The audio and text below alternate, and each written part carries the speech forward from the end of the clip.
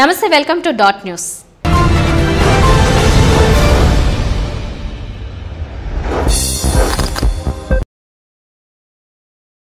బాలినేని శ్రీనివాసరెడ్డి జగన్కు స్వయాన బంధువు.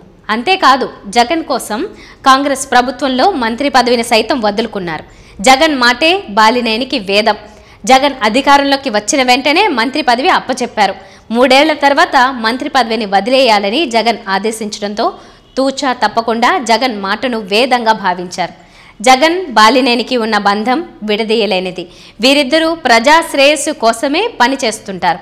అయితే మాగుంట టికెట్ విషయంలో బాలినేని కలగజేసుకున్నారు. ఒంగోలు టికెట్ బాలినేనికి ఇవ్వాలని సీఎం జగన్కు సూచించారు.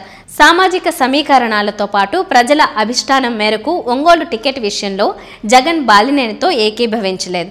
ఈ సాకుతో వీరి మధ్య చిచ్చు పెట్టే ప్రయత్నం చేసింది టీడీపీ జనసేన కూటమి.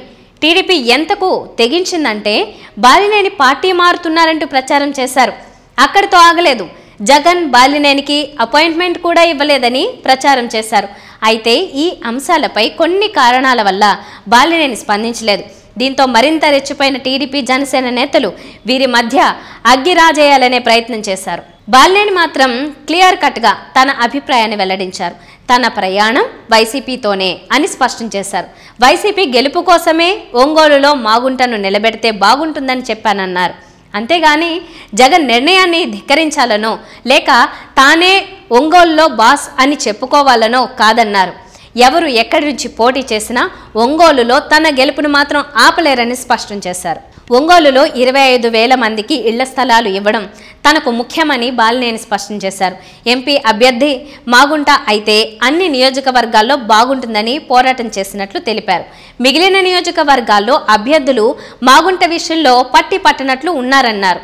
అధిష్టానం ఏం చెబితే అదే చేస్తానన్నారు. మాగుంట టికెట్ విషయం అడిగితే తాను పార్టీ మారుతానని ప్రచారం చేస్తున్నారని మండిపడ్డారు. బాలినేని వ్యాఖ్యలతో వైసీపీ శ్రేణుల్లో ఉత్సాహం నెలకొంది. ఇక ఒంగోలు పరిధిలో వైసీపీని టచ్ చేయడం టీడీపీ జనసేన వల్ల కాదని తేల్చి చెప్తున్నారు. మొత్తంగా కొన్ని రోజులుగా ఒంగోలు పాలిటిక్స్లో హాట్ టాపిక్గా మారిన బాలినేని ఎపిసోడ్కు ఎండ్ కార్డ్ పడింది. టీడీపీ కుట్రలో భాగంగానే బాలినేని బద్నాం చేసే ప్రయత్నం చేశారని వైసీపీ శ్రేణులు ఆరోపిస్తున్నారు. Please subscribe Dot News.